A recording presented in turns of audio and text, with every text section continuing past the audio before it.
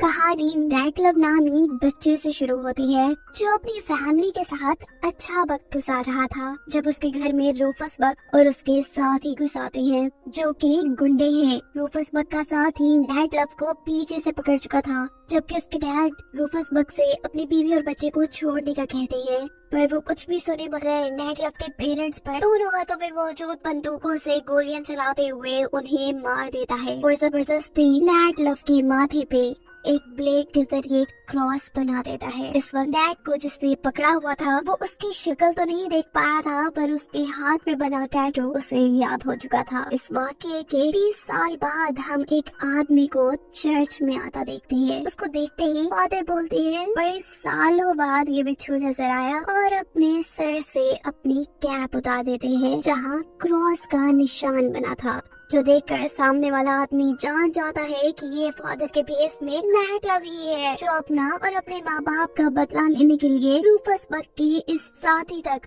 उसके हाथ पे बने टैटू के जरिए पहुंच चुका था जिसका उसे चेहरा तक नहीं देखा था। यानी सच में कुछ तो बात थी इस नाइट में। ये आदमी नाइटक्लब से कहता है भूल जाओ जो कुछ भी हुआ वो सब पुरानी बातें हैं, लेकिन नाइटक्लब उसे अपनी बात पूरी करने का मौका भी नहीं देता और शूट करके मार देता है। ये सब इस चर्च के असल फादर भी देख रहे थे जिसे नाइटक्लब कहता है परेशान न हो, इस आदमी को जिंदा या मुर्दा पकड़ने पे यूएस आर्मी ने बड़ा इनाम रखा है, इनाम के पैसे ले और अपनी चर्च में लगाए। कहते ही वो रुका नहीं था। दूसरी तरफ एक गैंग बैंक लूटने के बाद अपने अड्डे की तरफ वापस आ रहा होता है तो कुछ लोग उसके ऊपर फायरिंग शुरू कर देते हैं क्योंकि वो उन्हीं की ताक में बैठे थे। वो गैंग के तकरीबन सब लोगों को मारने के बाद एक आदमी को जिंदा छोड़ देते हैं उससे उसकी गैंग की मालूमात लेने के लिए, जो उससे कहता है तुमने बहुत बुरा किया हमें लूट कर, तुम नहीं जानते कि ये पैसा किसका है। इन दोनों को ही इसकी बातों की परवाह नहीं थी क्योंकि ये दोनों नाइटक्लब के साथ ही थे और उसी की तरह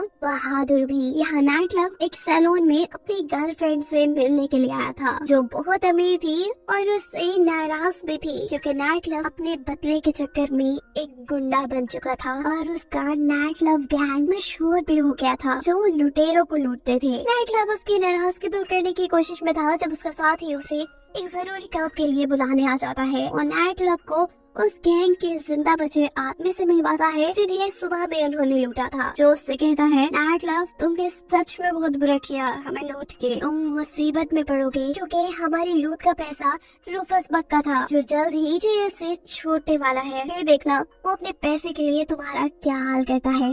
नेट उस आदमी की सारी बात सुनने के बाद जिंदा उस आदमी को वहाँ से भेज देता है और नेक्स्ट सीन में हमें चलती ट्रेन को दिखाया जाता है जिसको रोकने के लिए उसके सामने घोड़े पे एक लड़की खड़ी थी। उसे देखकर आर्मी की ये ट्रेन एकदम से रुकती है और गैंग के बहुत सारे लोग उसके अंदर जाकर यूएस आर्मी के लोगों को बंदी बना लेते हैं और फिर घोड़े वाली लड़की बड़ी स्टाइल से एक पेपर जर्नल को दिखाते हुए कहती है जर्नल क्या तुम जानते हो ये क्या है? ये पेपर एक गवर्नमेंट ऑर्डर है और बहुत ही अहम है क्योंकि इसमें रूफस बक की रिहाई है और साथ ही इसमें लिखा है कि रूफस बक गैंग के सारे क्रिमिनल रिकॉर्ड्स खत्म कर दिए गए हैं, इसीलिए आज से हम आजाद हैं। यहाँ तक कि हमें तो तुम्हें मारने तक के पैसे दिए गए हैं क्योंकि हमें पता चला है कि तुम बहुत ही ज्यादा करप्ट हो। तुमने चंद सिक्कों के लिए एक शहर को तबाह कर दिया। असल में ये पूरा गैंग रूफस बक का ही था जो जानता था कि इस ट्रेन में रूफस बक को कहीं और लेकर जाया जा रहा है। ये सब उसे आजाद करवाने के बाद सभी सोल्जर्स को मारकर अपने घोड़ों पर बैठकर रेडवुड सिटी के लिए निकल जाते हैं जो पहले रूफस बक का अड्डा हुआ करती थी। पर उसके जेल जाने के बाद उसका ही एक आदमी रेडवुड सिटी का मेयर बन चुका था जो इस शहर से बहुत पैसे कमा चुका था। रूफस बक उसे अच्छा खासा पीटने के बाद कहता है चलो शराफत से यहाँ से निकल जाओ वरना मारे जाओगे। जबकि दूसरी तरफ नाइटक्लब के पीछे यूएस मार्शल आते हैं जो उसे कहते हैं सुना है बड़ा पैसा कमा रहे हो आजकल। नाइटक्लब जवाब देता है अरे नहीं नहीं मैं तो बस लुटेरों को लूटता हूँ, जो मिल जाए रख लेता हूँ, कभी मैंने बैंक नहीं लूटा, मैं अच्छा आदमी हूँ। ये कहने के बाद यूएस मार्शल उसे कहते हैं कि तुम जानते हो कि रूफस बक आजाद हो चुका है। मैंने तो सोच रखा था कि उसके आजाद होने के बाद मैं उससे बदला जरूर लूंगा, पर क्या करूं, उसके सभी गुनाह गवर्नमेंट की तरफ से माफ कर दिए गए हैं। ये बताने के बाद वो नेट लव को भी गिरफ्तार कर लेता है उसके बुरे कामों के लिए, और हम देखते हैं कि आधे रास्ते में जाकर मार्शल ने उसे आजाद कर दिया था क्योंकि यूएस मार्शल को उसकी जरूरत थी। वो रूफस बक से नफरत करते थे और उन्होंने इससे पहले अकेले ही उसे पकड़कर गिरफ्तार किया था, और अब वो अपना बदला लेना चाहते थे, पर खुद पोजीशन पे होने की वजह से वो ये नहीं कर सकते थे, और ऐसे में उन्हें नेट लव की जरूरत थी। अभी ये लोग बातें ही कर रहे थे कि यहाँ पर नेट की गर्लफ्रेंड के साथ उसके गैंग के भी लोग आ जाते हैं। उसकी गर्लफ्रेंड उसे कहती है, तुम्हें क्या लगा था कि मुझे ये सारा ड्रामा समझ नहीं आएगा? नेट जवाब में कहता है कि रूफस बहुत ही खतरनाक आदमी है, मैं नहीं चाहता कि मेरे जाती बदले की वजह से तुम सबकी जान खतरे में आ जाए। वो अपने गैंग के लोगों से कहता है कि जो तुमने पैसे लूटे हैं जाओ जाकर उस पे अयाशी करो, और अपनी गर्लफ्रेंड से कहता है तुम अपना ख्याल रखना, मैं जल्दी वापस आऊंगा। लेकिन कोई उसकी बात मानने को तैयार नहीं था क्योंकि सबका इरादा उसके साथ उसके मिशन पे जाने का था, जिसके लिए ये लोग रूफस के शहर यानी रेडवुड सिटी के लिए निकल जाते हैं, जहाँ रूफस बक और उसकी साथी अभी ये बातें कर रही हैं कि ये जगह दोबारा से उनके लिए जन्नत बन सकती है, पर इसके लिए उन्हें बहुत सा पैसा चाहिए, जो पैसा रूफस बक का गद्दार साथी इस शहर का मेयर खा चुका है। और रूफस के पास वो पैसा इकट्ठा करने का एक और भी प्लान था। दिखाया जाता है कि रूफस की साथी सारे शहर वालों को इकट्ठा करती है और बताती है कि उनके पास खबर आई है कि इस शहर को गवर्नमेंट हाथी आने वाली है और ये शहर बड़े से बिल्डर्स को बेच दिया जाएगा, जिसकी वजह से यहाँ के लोगों के घर भी खत्म हो जाएंगे। अगर सब लोगों को अपने घर बचाने हैं तो उन्हें $50,000 जमा करने होंगे और रूफस बक उनकी मदद करेगा। जवाब में यहाँ के लोग कहते हैं कि पहली बात तो हम इतने पैसे इकट्ठे नहीं कर पाएंगे, और दूसरी बात ये कि हम रूफस बक जैसे बुरे आदमी पर एतबार कैसे करें। जो सुनते ही रूफस बक बोल पड़ता है कि ये शहर मैंने सिर्फ अपने लिए नहीं बनाया, ये हम सबका शहर है और इसकी तरक्की के लिए सबको मेहनत करनी होगी। मैं नहीं जानता, चार पैसे से $50,000 जमा करके लाओ, नहीं तो मैं तुम सबको तुम्हारे घरों में घुस घुस कर मार दूंगा। सीन का ठोकर दोबारा नेट के गैंग की तरफ शिफ्ट होता है, जहाँ रेडवुड के रास्ते में उन्हें रेडवुड का मेयर मिला है, जिसे रूफस उसकी शहर से ही निकाल चुका था, जो उन्हें बताता है कि रूफस बक अपने रेडवुड शहर को गवर्नमेंट से बचाना चाहता है और इसके लिए उसे बहुत से पैसों की जरूरत है, जिन्हें वो इकट्ठा करने में लगा हुआ है। यही नेट की गर्लफ्रेंड उससे कहती है कि तुम्हारा गैंग बहुत मशहूर है और सब तुम्हें जानते हैं, तुम्हारे रेडवुड सिटी जाते ही तुम लोगों को शूट कर दिया जाएगा, इसलिए मैंने फैसला किया है कि पहले रेडवुड सिटी मैं जाऊंगी और वहाँ से रूफस गैंग की सारी इंफॉर्मेशन तुम्हारे पास लेकर आऊंगी। नेट के मना करने पर वो कहती है कि सभी जानते हैं कि मेरे पास बहुत पैसा है और मैं सैलून की एक पूरी चेन चलाती हूँ, और देखो रूफस को पैसों की जरूरत है, मैं रूफस की साथी से उसका सैलून खरीदने की बात करूंगी और ऐसे कोई मेरे पे शक भी नहीं करेगा। इन सारी बातों के बाद नेट इस लड़की को शादी के लिए प्रपोज करता है, लेकिन वो इनकार करके फौरन ही रेडवुड सिटी के लिए निकल जाती है, जहाँ उसे रूफस के सामने लाया जाता है। और रूफस से कहती है कि मैं जानती हूँ तुम्हें पैसों की जरूरत है और मैं ये सैलून खरीदना चाहती हूँ। रूफस जवाब में कहता है कि हाँ मैं तुम्हें जानता हूँ, तुम बहुत पैसे वाले हो, लेकिन मैं अपने आप को भी जानता हूँ, मेरा नाम रूफस बक है और मेरे नाम से सब लोग कांपते हैं। एक अकेली लड़की का मेरे अड्डे पे ऐसे आ जाना कोई इत्तेफाक नहीं हो सकता। ये बात मैं श्योरिटी से कह सकता हूँ कि तुम्हारे यहाँ आने के पीछे कोई खास वजह है। ये कहते ही उसे बंदी बना लिया जाता है और ये हुक्म दिया जाता है कि अगर कोई सुबह तक उसे लेने ना आया तो उसे मार दिया जाएगा। दूसरी तरफ नाइट की गर्लफ्रेंड जब अपने वादे के मुताबिक अपने साथियों के पास सुबह होने से पहले नहीं पहुंचती, तो इनको भी अंदाजा हो जाता है कि वो खतरे में है, जिसकी जान बचाने के लिए ये सब रेडवुड सिटी पहुंच जाते हैं। नेट को देखते ही नेट और उसकी गर्लफ्रेंड दोनों को ही बंदी बना लिया जाता है।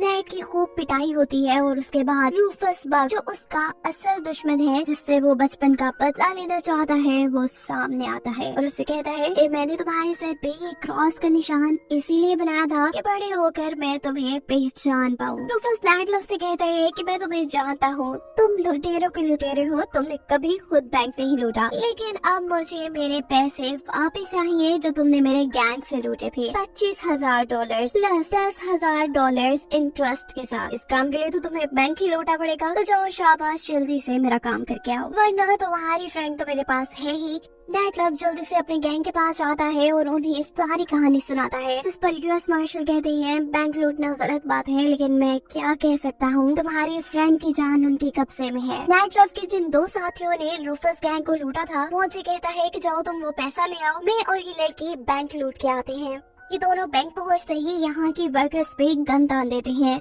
नाइट के साथ ही सारा पैसा इकट्ठा करती है और यहाँ से ये दोनों चले जाते हैं बिना किसी को नुकसान पहुँचाए, बिना किसी को गोली मारे। नाइट का पूरा गैंग अब पैसों के साथ इकट्ठा होता है और यूएस मार्शल नाइट से कहते हैं, मैं रूफस को बहुत अच्छे से जानता हूँ, ये पैसे लेने के बाद भी वो तुम्हारी गर्लफ्रेंड को ऐसे नहीं छोड़ेगा। ये लोग अभी इसी सोच में थे कि आखिर क्या किया जाए, जब रेडवुड सिटी का मेयर उनके पास आता है और उनसे कहता है कि अगर तुम रूफस के खिलाफ जंग का सोच रहे हो तो मैं भी तुम्हारे साथ हूँ और मैं तुम्हारे लिए गिफ्ट भी लेके आया हूँ। जो गिफ्ट थे बहुत से वेपन्स। वो ऐसे कहता है कि रेडवुड सिटी हमेशा से मेरा था और मैं उसे पाने के लिए कुछ भी कर सकता हूँ। ये लोग रेडवुड सिटी के लिए निकल जाते हैं और गैरेज को यूएस मार्शल खुद चला रहे थे, क्योंकि उन्हें कोई भी गुंडा आसानी से नहीं मार सकता था। सभी जानते थे कि उनको मारने पर यूएस आर्मी उनके पीछे पड़ जाएगी। रूफस की गैंग के कुछ आदमी मार्शल के पास आते हैं, जिनसे मार्शल कहता है कि मैं रूफस से एक डील करने के लिए आया हूँ। उनके ऐसा कहते ही मार्शल के गैरेज में एक बड़ा सा ब्लास्ट होता है। रूफस के 4 आदमी मारे जाते हैं और शहर के सभी लोग इस धमाके से डरकर यहाँ से भाग जाते हैं। रास्ता साफ होने के बाद यहाँ पर नाइट क्लब अपने गैंग के साथ एक और गैरेज में आता है। इस गैरेज में वो सारा पैसा भी है और बहुत से डायनामाइट्स, जिससे ये लोग कुछ भी तबाह कर सकते हैं। नाइट क्लब रूफस से कहता है कि पहले मेरी गर्लफ्रेंड को छोड़ो और फिर जो तुम चाहोगे वैसा ही होगा। पर उसके बाद ना मानते हुए रूफस का एक आदमी उसके ऊपर गन तान देता है। ऐसा करते देखकर नाइट का आदमी भी रूफस के आदमी के ऊपर गन तान देता है। उसे ऐसा करते देख रूफस का आदमी उसे ही मार देता है। यानी नाइट का एक आदमी मर्ज, जिसके जवाब में यहाँ पे एक छोटी सी जंग छिड़ जाती है। ये सब लोग एक दूसरे के ऊपर धड़ाधड़ गोलियां बरसा रहे थे। नाइट भी घोड़े के ऊपर बैठा हुआ गोलियां चलाते हुए रूफस के बहुत से आदमियों को मार चुका था। जिसके बाद नाइट की गर्लफ्रेंड और रूफस के साथी के दरमियान में हमें एक फाइट दिखाई जाती है। वैसे तो नाइट की गर्लफ्रेंड को ही ज्यादा मार पड़ रही थी, लेकिन एक पॉइंट ऐसा आता है जहाँ पर आखिर वो रूफस के साथी को हरा ही देती है। यहाँ जब रेडवुड सिटी का मेयर रूफस को बम से उड़ाने के लिए उसके पास जाता है, तो उससे पहले ही रूफस उसे ये कहते हुए मार देता है, मैं तो हमेशा से ये जानता था कि तुम धोखेबाज हो। फाइनली अब रूफस और नाइट लव का सामना हो जाता है। वैसे तो इन्हें हमने सामने आकर लड़ना ही चाहिए, लेकिन यहाँ रूफस नाइट लव को अपनी जिंदगी की कहानी सुनाना शुरू करता है। जब वो छोटा था तो उसके डैड एक बहुत बुरे इंसान थे, बैंक लुटेरे थे और उसकी माँ को बहुत ज्यादा मारा करते थे, साथ में उसे भी। एक दिन जब रूफस के डैड उसकी पिटाई कर रहे थे तो उसकी माँ ने उसको बचाने की कोशिश की। उससे में रूफस के डैड ने उसकी माँ को उसकी आंखों के सामने ही कत्ल कर दिया और रूफस को भी छोड़कर चले गए। उस वक्त रूफस की उम्र सिर्फ 10 साल थी। रूफस बड़ा हुआ और उसके जहन में सिर्फ एक ही बात थी कि उसे अपने डैड से अपनी माँ का बदला लेना है। काफी साल ढूंढने के बाद जब उसे अपने डैड मिले तो उन्होंने अपनी पहचान बदल ली थी। वो एक अच्छे आदमी बन गए थे और उन्होंने एक नई फैमिली भी बना ली थी। रूफस कहता है, जब पहली मर्तबा मैंने तुम्हारे घर आकर तुम्हें देखा तो मुझे बहुत बुरा लगा कि मेरी जिंदगी बर्बाद करने के बाद, मुझे एक गुंडा बनाने के बाद वो तुम्हें एक बहुत अच्छी जिंदगी देने की कोशिश कर रहे थे। ये सारी बातें सुनने के बाद नाइट क्लब की आंखों से आंसू आ जाते हैं, क्योंकि कहीं न कहीं उसे भी अंदाजा था कि वो दोनों आपस में स्टेप ब्रदर्स हैं। रूफस कहता है, उस दिन मैंने तुम्हें जिंदा इसीलिए छोड़ दिया था कि मैं देखना चाहता था तुम बिना माँ बाप के कैसे जिंदगी गुजारोगे, और फिर तुम भी बिल्कुल वैसे ही बन गए जैसा मैं, एक क्रिमिनल। पर मैं जानता हूँ तुम मेरे से अच्छे क्रिमिनल हो। मैं उस दिन अपने भाई को नहीं मार पाया, लेकिन मैं जानता हूँ तुम मुझे मार सकते हो। आओ, मैं तुम्हारे हाथों मरने का इंतजार कर रहा हूँ, आओ और मुझे मारो। रूफस की ऐसा कहते ही नाइट लव सारी अपनी बंदूक की गोलियाँ रूफस के सीने में उतार देता है। उसे मारने के बाद वो खुद भी बहुत ज्यादा दुखी था। सीढ़ी से कट होकर हमें दिखाया जाता है कि नाइट लव ने अपने दोनों साथियों का फ्यूनरल किया है और वहाँ एक तीसरी कब्र भी है जो नाइट लव की थी। इसलिए नहीं कि वो खुद भी मर गया था, बल्कि इसलिए कि उसने पुराने नाइट लव को मार दिया था और अब वो अपना बदला पूरा करने के बाद एक नई और एक अच्छी जिंदगी गुजारना चाहता था अपनी लाइफ पार्टनर के साथ। और यही सब दिखाते हुए ये कहानी यहाँ खत्म हो जाती है।